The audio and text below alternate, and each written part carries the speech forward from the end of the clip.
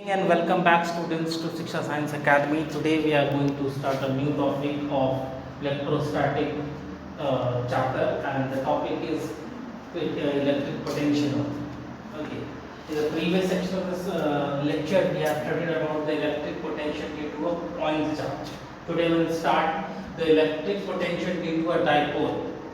Okay, at an axial point, at equatorial line, at any general point. We will draw the graph as well, just like the graph we have drawn of electric field on shell, on sphere of charge, on conducting shell, on conducting sphere, isn't it? So we will do all the things in this section of video. So let's start about the dipole. We know that what is dipole is. There must be a minus charge and the plus charge. There would be a center in between, and the total distance between them will be 2L, isn't it? That is Q into 2L. That is what dipole moment. So this is the dipole moment. You have to find the electric potential at any point at an axial line. We are doing of electric potential due to dipole at an axial point. Let's start with the axial point. Okay. At an axial point, then this will be a point. Okay, considering that from the center its distance is r, at which you have to find the electric potential. Okay, so what we are supposed to do here, हम लोग यहाँ पे क्या करेंगे? We'll have two different potential.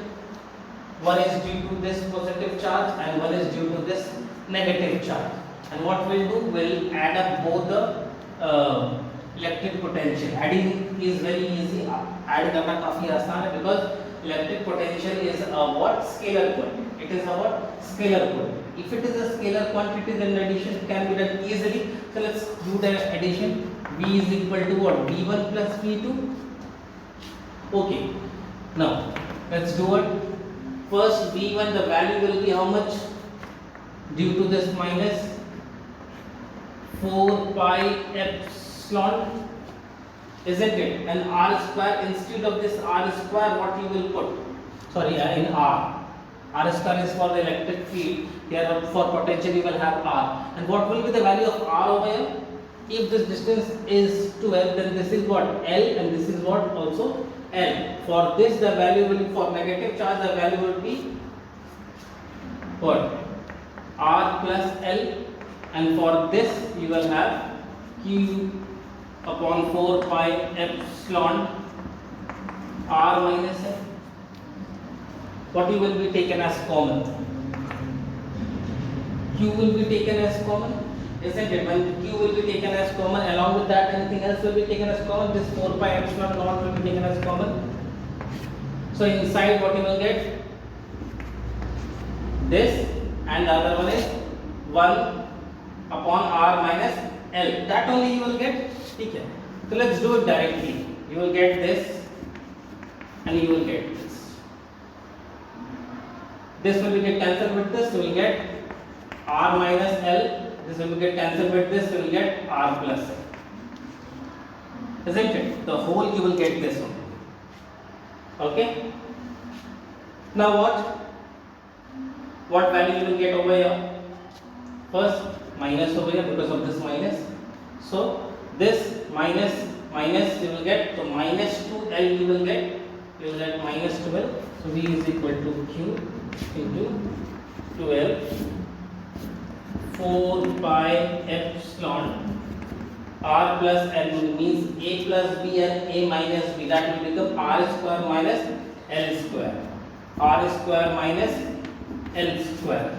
Rest you know what you are supposed to do. Here you can say this L square is very much smaller than that of what? R square. You will write what? L square is very much smaller than that of R square. So this will be what? Neglected. And what you will get?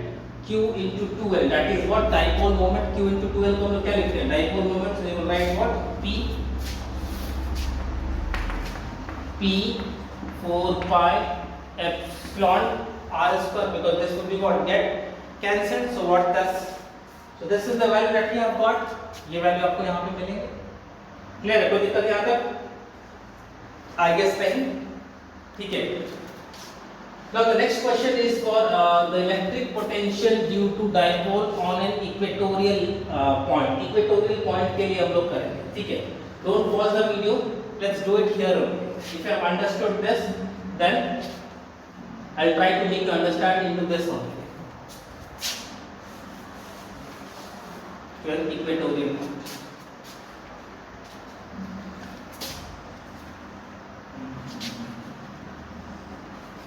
यहाँ visible है equatorial point. Now I am drawing this.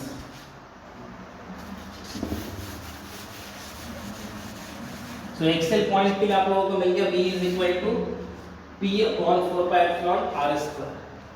Okay. Equatorial point आप जानते हैं, आप लोगों ने electric field निकाला हुआ है डाइपोल के लिए, इलेक्ट्रिक फील्ड भी. सो ये हमारा माइनस Q चार्ज है. This is what the plus Q charge. This is the centre, isn't it? The total length is 2L. ये सेंटर से ये डिस्टेंस हमारा कितना हो जाएगा? R हो जाएगा. That will be the distance.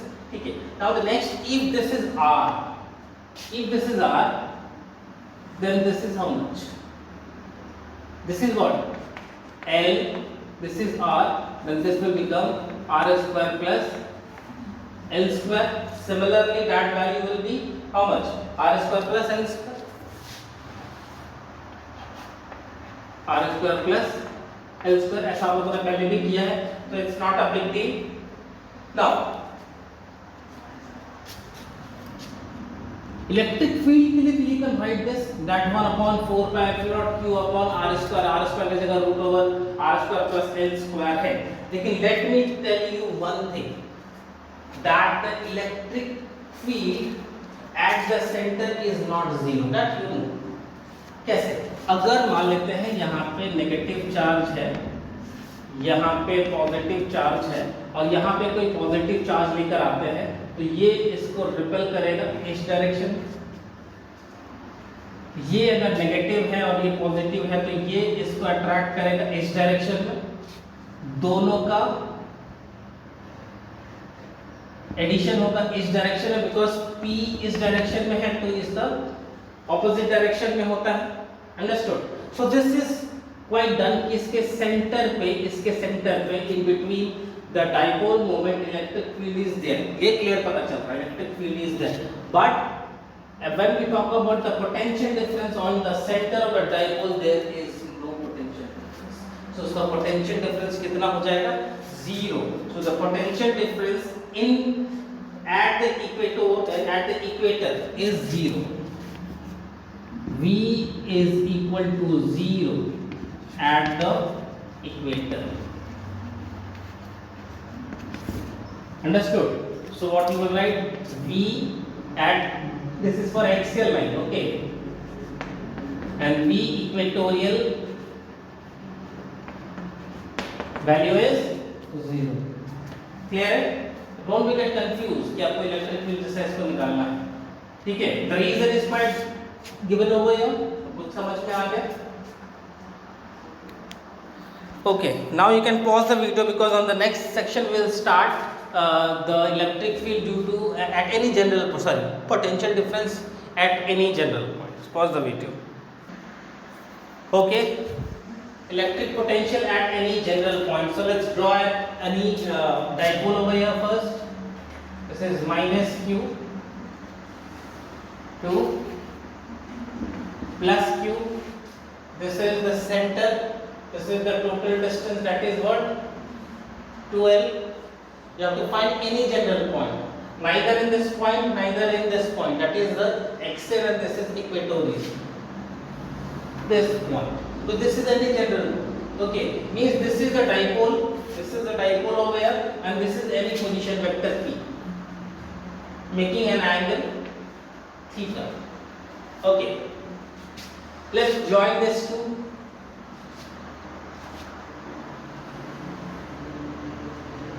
Okay, now on joining the line, you will get that this line is approximately to this line. What you are supposed to do first, you have to add the both. You have to the potential difference at point P due to minus Q and electric potential at P due to plus Q. Isn't it? दोनों बराबर होने चाहिए. Isn't it? So first what you will do, you will draw a perpendicular onto this very line, because ये क्या है? This is distance is r and this is theta. ठीक है, अगर ये थीटा है तो मतलब आप इसको ऐसे समझे कि ये दो लाइन है, दोनों एक दूसरे के बराबर. तो ये दोनों एक दूसरे का लाइन बराबर कब होगा? जब आप यहाँ पे एक परपेंडिकुलर ड्रॉ करेंगे तो ये लाइन के बराबर हो जाएगा. तो ये इस लाइन से कितना ज्यादा है? इतना एक्स्ट्रा ज्यादा है. तो अगर ये r है तो ये भी r है और ये वाला क्या है? एक्स्ट्रा है. एक्स्ट्रा कितना है? तो मान लेते अगर ये लेंथ, अगर this is what, this length is what L.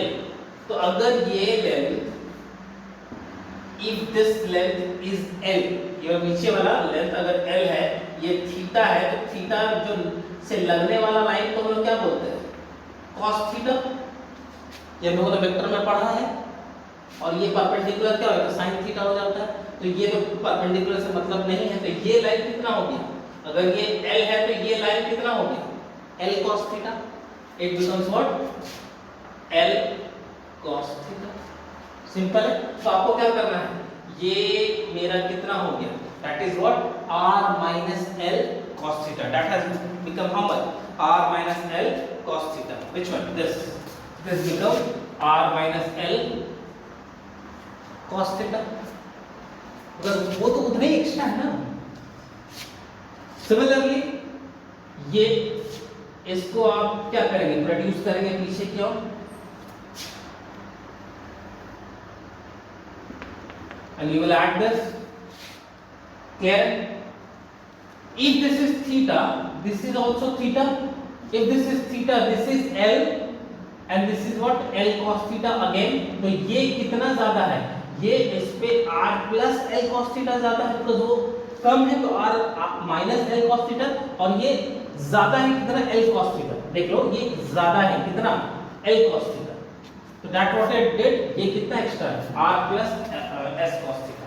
अब आपको तो क्लियर पता चल रहा है कि V पॉजिटिव जो potential difference due to positive Q है वो कितना है? That is Q upon 4 pi epsilon R minus L cos theta. V due to negative charge is Q upon 4 pi epsilon R plus L cos theta. समझ में आ रहा है? अब क्या करना है? दोनों को ऐड कर देना. you have to add both the things. तो V net कितना मिलेगा?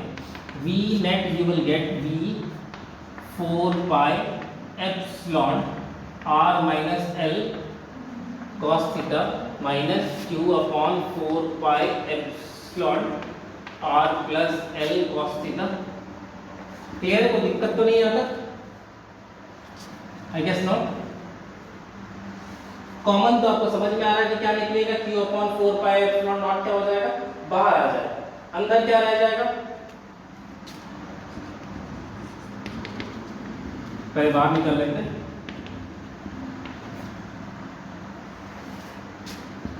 R minus L cos theta into R plus L cos theta.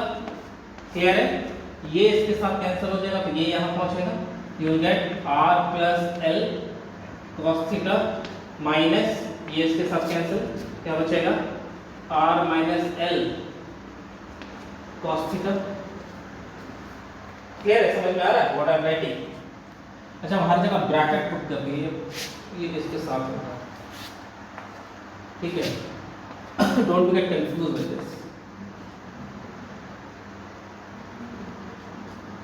Now what?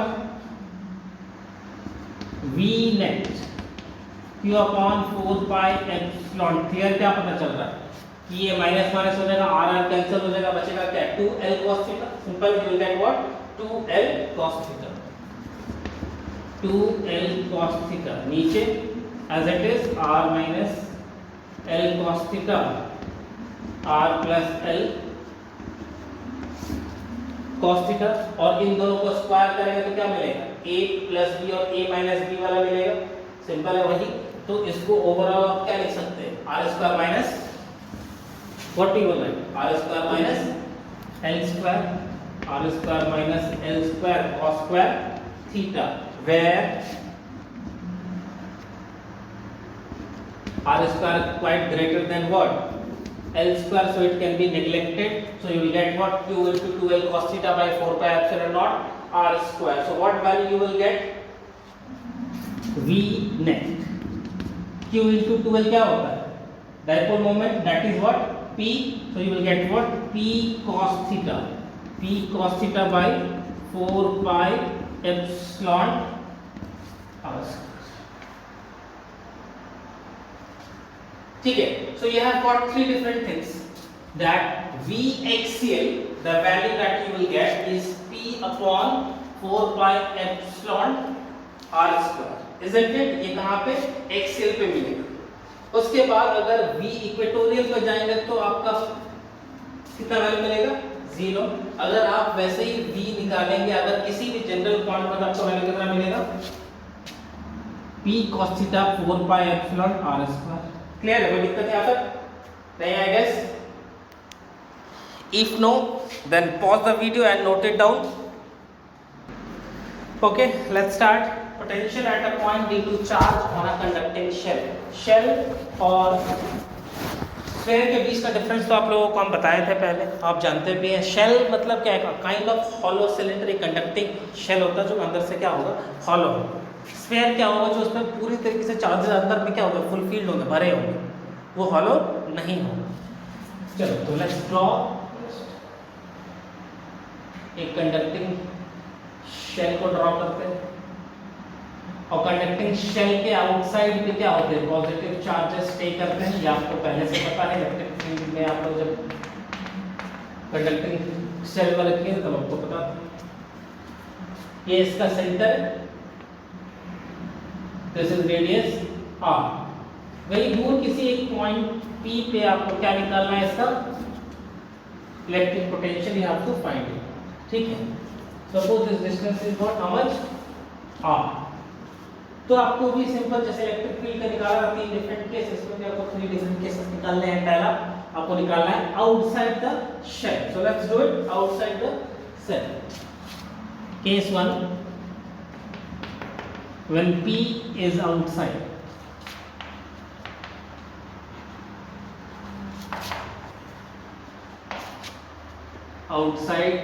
the surface, when P is outside the surface, in that case आप देख सकते हैं कि इसका electric potential कितना हो जाएगा, V is equal to 1/4 pi epsilon Q upon R। Simple,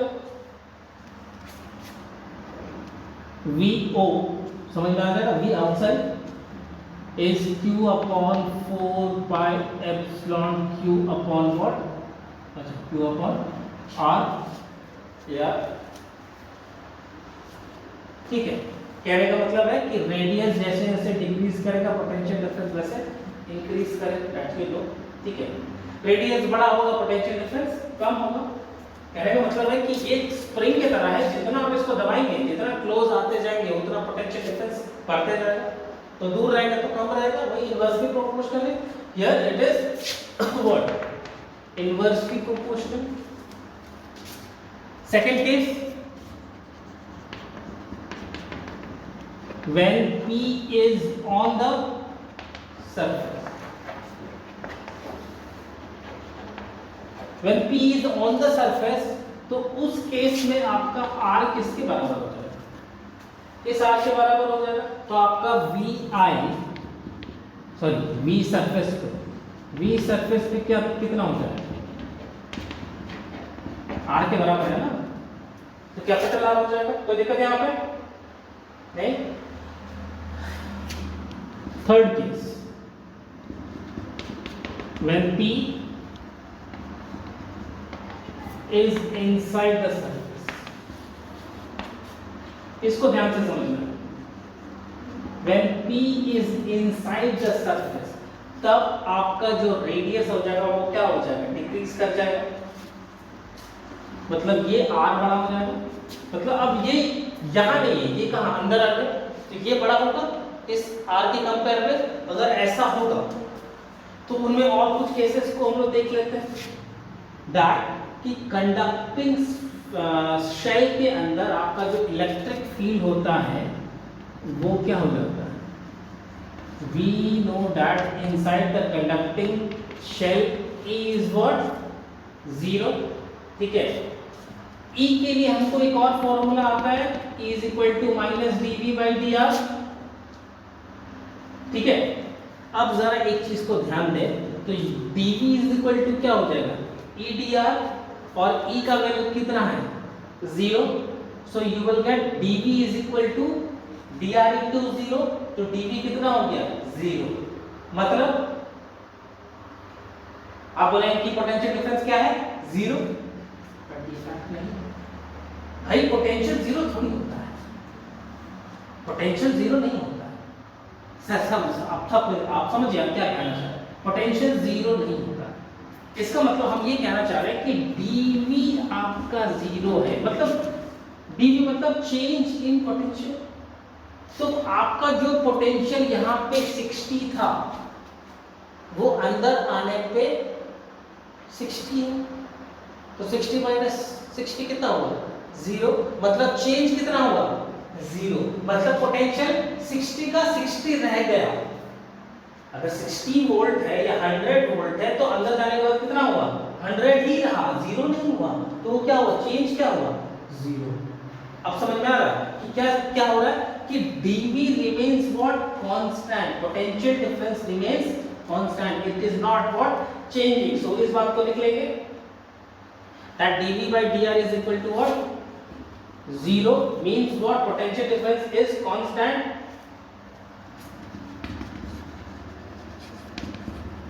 V is constant as it is very close to the surface, as it is very close to the surface, surface के बहुत close है, इसकी वजह से इसका potential difference क्या है, 0। भाई देख लो ना, यहाँ पे इसका पोटेंशियल डिफरेंस मान लेते हैं 60 वोल्ट है, तो अंदर में कितना है, ये अंदर है, मतलब कहाँ, dr में है। dr में क्या, बहुत छोटा सा, very small distance.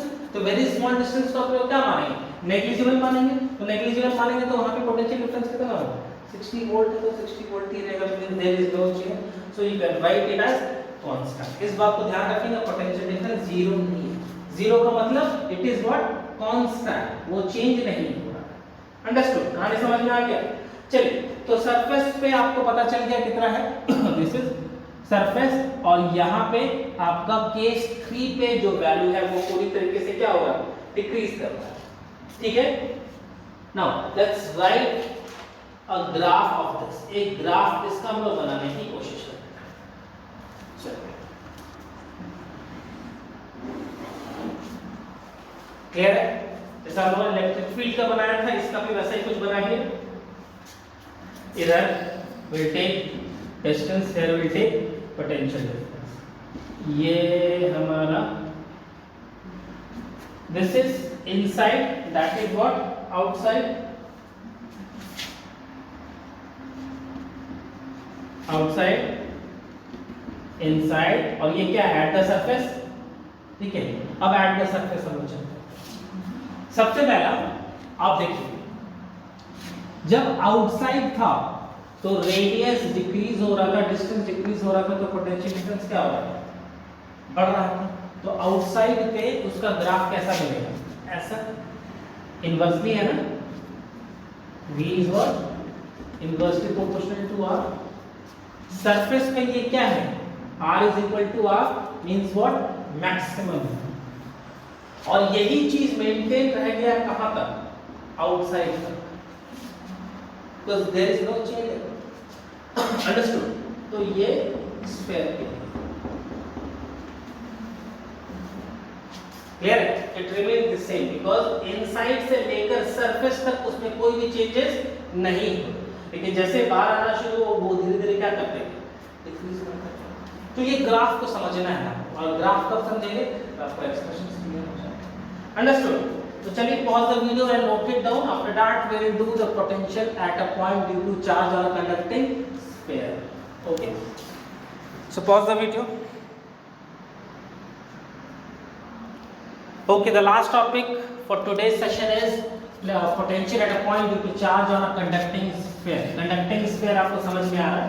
Conducting sphere में क्या हो जाएगा? डायग्राम का थोड़ा सा चेंजेस होगा कि ये चार्जेस अब बाहर नहीं होंगे, ये चार्जेस कहाँ होंगे? अंदर होंगे. It will remain inside. ये है ना? It will remain what? Inside. Yes, like this.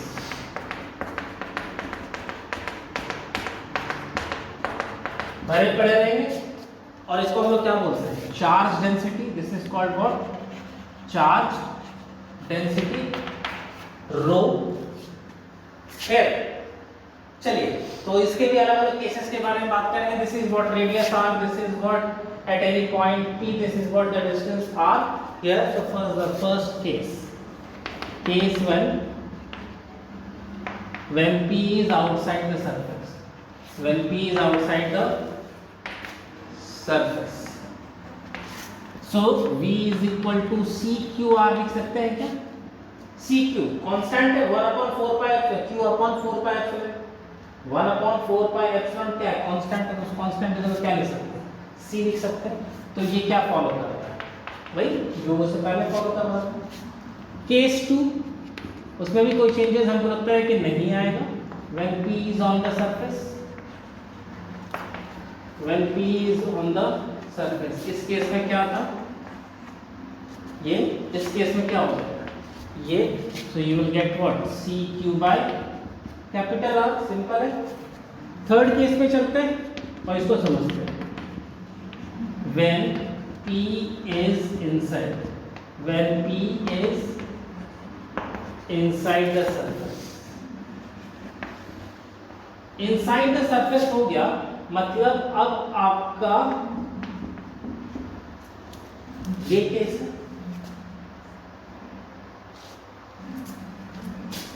Because ये रेडियस है. अब इसको ध्यान से समझेंगे. मतलब ये r पहले यहां था, अब ये r कहां पहुंचा? ये सरफेस. पहले आउटसाइड, अब सरफेस पे. अब सरफेस से अंदर जाएगा तो r से कम ही ना हो जाएगा.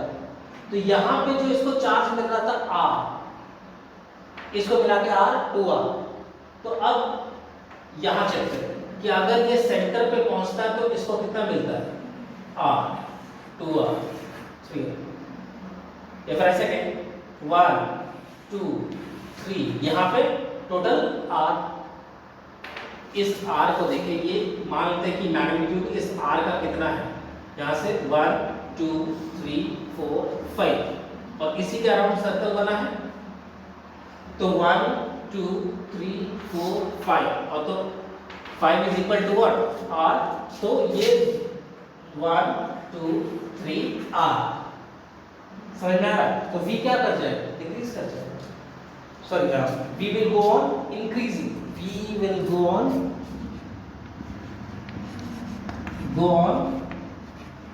increasing. समझ में आ रहा है क्या कह रहे हैं? V will go on increasing. वो यहाँ पे V आपका इंक्रीज कर जाएगा, मतलब पोटेंशियल आपका क्या कर जाएगा? इंक्रीज कर जाएगा. नहीं समझ में आया? भाई देखो, Q by R is greater than Q upon 2R. ये R ये है, ये भी R है, तो R प्लस R 2R से ज्यादा है ना हमारा R. समझे? ये वो चीज है. क्लियर है? चलिए, electric field due to charge density भी देख लेते हैं थोड़ा सा. Electric field due to charge density. अब चार्ज डेंसिटी का इलेक्ट्रिक फील्ड आप लोगों ने निकाल के रखा था, अगर आपको याद होगा. 3 rho by 3 epsilon r a equal rho r by 3 epsilon.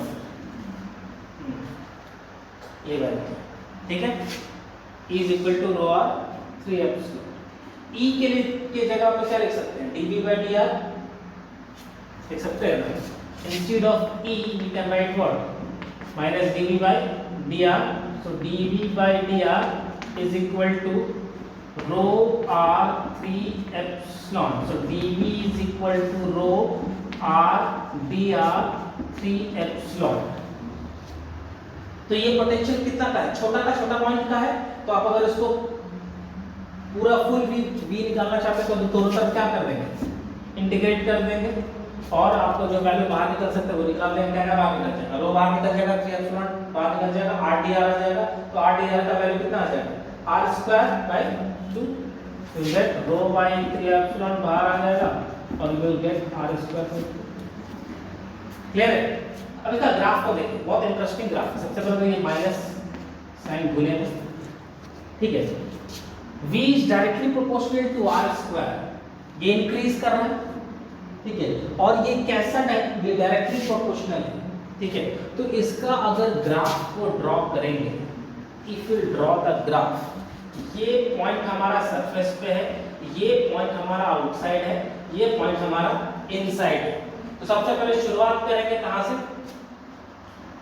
Outside से। सो आउटसाइड से पहले इसको ड्रॉ करें और ये ग्राफ आ जाएगा, बिकॉज ये तो इनवर्सली प्रोपोर्शनल है। क्लियर, पता चल रहा है, ठीक है।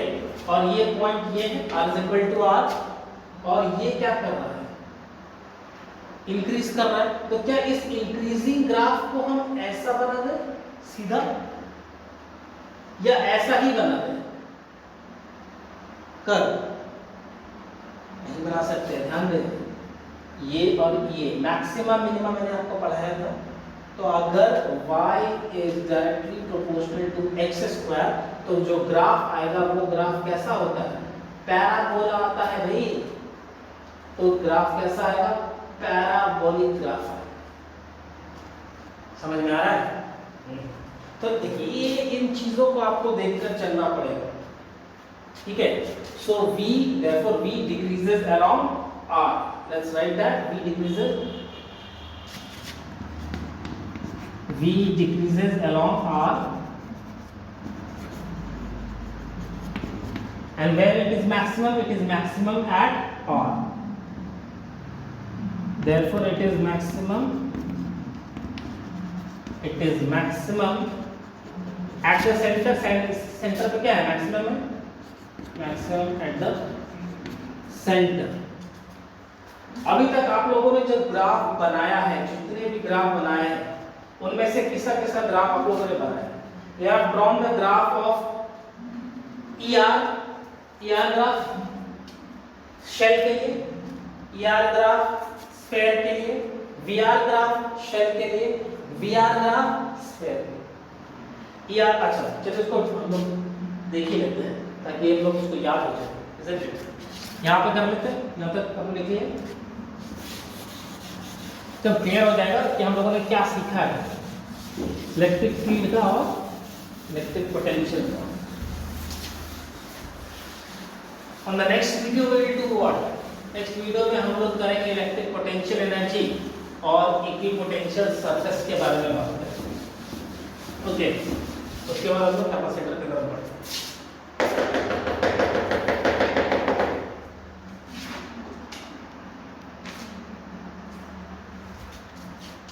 पहला था आप लोगों ने जो सीखा था वो ER ग्राफ था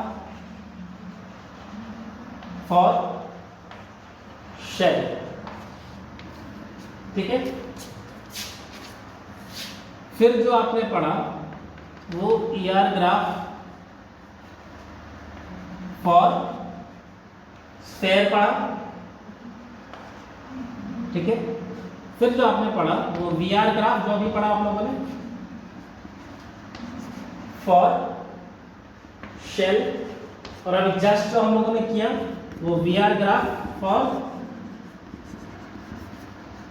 स्फीयर पढ़ा। ये दोनों तो याद होंगे आपको, इससे पहले वाला भी याद कर लेते हैं।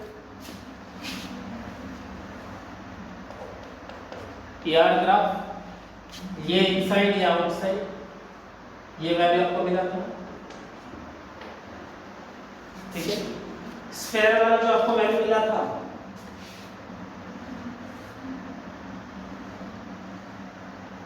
वो ऐसा था,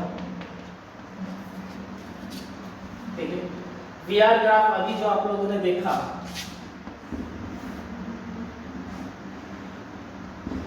वो ऐसा था,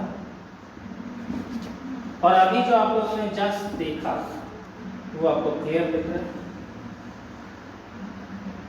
ऐसा, ठीक है। तो ग्राफ देख के आपको समझ में आ जाएगा आपको कि कौन सा AR ग्राफ है कौन VR ग्राफ है, ये इसके क्या प्रॉपर्टीज है। तो ये आपका कंक्लूजन है, अभी तक जो एक्सप्रेशन आप लोगों ने पढ़ा है, ठीक है, वो ग्राफ का पूरा कंक्लूजन है। आप लोगों ने एक्सप्रेशंस पढ़ा है तो उसका पूरा कंक्लूजन है, ठीक है। So that's it for today, I rest my video, thank you.